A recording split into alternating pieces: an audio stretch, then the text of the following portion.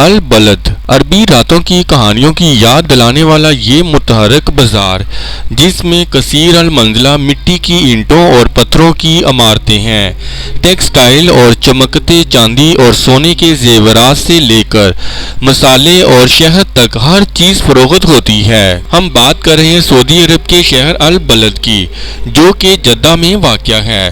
سعودی عرب کے دوسرے بڑے شہر جدہ کا تاریخی علاقہ ہے۔ بلاد کا لفظی ترجمہ دی ٹاؤن کے طور پر کیا جا سکتا ہے۔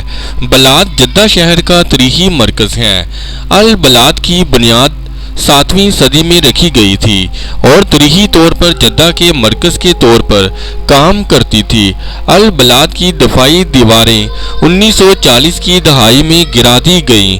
1970 اور 1980 کی دہائیوں میں جب جدہ تیل کی تیزی کی وجہ سے دولت مند ہونا شروع ہوا تو بہت سے جدیوں نے البلاد سے دور شمال کی طرف نقل مکانی کی، کیونکہ یہ انہیں کم خوشحال وقت کی یاد دلاتا ہے۔ البلاد میں بڑی کاروں کے لیے پارکنگ کی جگہ ناکافی تھی۔ اس کے اسٹور اور مہنگے ڈیزائن کپڑے نہیں بیچتے تھے۔ سعودی آبادی کی جگہ غریب تارکین وطن منتقل ہو گئے۔ جدہ کی میونسپلٹی 1970 کی دہائی میں تاریخی تحفظ کی کوششیں شروع کی۔ 1991 میں جدہ کی میونسپلٹی البلاد نے تاریخی فن تعمیر اور ثقافت کو محفوظ رکھنے کے لیے جدہ ہسٹوریکل پرزرویشن سوسائٹی کی بنیاد رکھی۔ 2002 میں تحفظ معاشرہ کے لیے $4 ملین مختص کیے گئے۔ 2009 میں البلاد کو سعودی کمیشن برائے سیاحت اور نوادرات نے یونیسکو کی عالمی ثقافتی ورثے کی فہرست میں شامل کرنے کے لیے نامزد کیا اور اسے 2014 میں قبول کر لیا گیا۔ البلاد کے اندر پرانے ڈھانچے کو محفوظ رکھنے کے لیے 1990 میں تاریخی علاقے کے تحفظ کا محکمہ قائم کیا گیا، اس امید پر کہ وہ ملک میں ثقافتی سیاحت کو فروغ دینے میں بھی مدد فراہم کرے گا۔ جدہ میں پرانے شہر کو بحال کریں، کیونکہ وہاں 56 عمارتوں کی مرمت کی فوری ضرورت تھی۔ بہت سے جدی 2007 تک البلاد سے دور چلے گئے تھے۔ بلاد کی گلیاں رمضان کے مہینے میں بھی لوگوں سے کھچا کھچ بھری ہوئی تھیں۔ اسی سال کے قریب البلاد کی بحالی کے لیے جدہ اربن ڈیولپمنٹ کمپنی بنائی گئی۔ البلاد بنیادی طور پر مختلف اضلاع کی تعداد میں تقسیم ہے۔ اس محلے کا نام عبد الکریم کے نام پر رکھا گیا تھا، جسے عثمانی حکومت نے قتل کر دیا تھا، اور علوی اسٹریٹ کے شمال میں واقع علاقے کے شمال مشرقی حصے میں دارالقبل الشافی کے ساتھ واقع ہے۔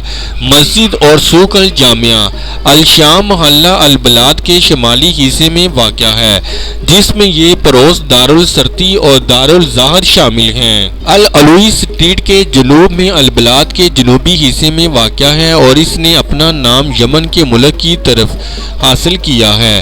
اس میں دارالنصب، دارالجمجم، دارالشروہ اور دارالشروہ شامل ہیں۔ جدہ کے جنوب مغربی حصے میں واقع جو سمندر اور دارالرضوان ہاؤس کو دکھاتا ہے، جسے اس وقت سمندر کا رضوان کہا جاتا ہے۔ اب تک کی سب سے مشہور اور پرانی عمارتوں میں یمن کے پڑوس میں النصف ہاؤس اور الجمجم ہاؤس، البشین ہاؤس، القبال مسجد، المظلوم میں الشافی مسجد، الشام میں دارالبنجا اور الزاہد ہاؤسز ہیں۔ پڑوس ان میں سے کچھ عمارتوں کی اونچائی 30 میٹر سے بھی زیادہ ہو گئی ہے۔ ان کی تعمیر کئی دہائیوں کے بعد بھی اچھی حالت میں ہے۔ جدہ اولڈ سٹی 500 سال پرانی عمارتوں کا گھر ہے، جو اب بحالی کے تابع ہے، کیونکہ سعودی ولی عہد محمد بن سلمان نے 56 عمارتوں کی بحالی کے لیے $13.3 ملین دینے کا وعدہ کیا تھا۔ بحالی کے منصوبے پر وزارت ثقافت عمل درآمد کرے گی۔ اس منصوبے کا مقصد سعودی عرب میں فنی ثقافت کو فروغ دینا ہے۔ غیر مسلم قبرستان، جسے پہلے حسائی قبرستان کہا جاتا تھا، البلاد میں کنگ فہد برانچ روڈ پر واقع ہے۔ قبرستان ایک دیوار اور اونچے درختوں کی وجہ سے نظروں سے پوشیدہ ہے۔ اس جگہ کی نگرانی جدہ میں مغربی کونسل خانوں کی ذمہ داری ہے۔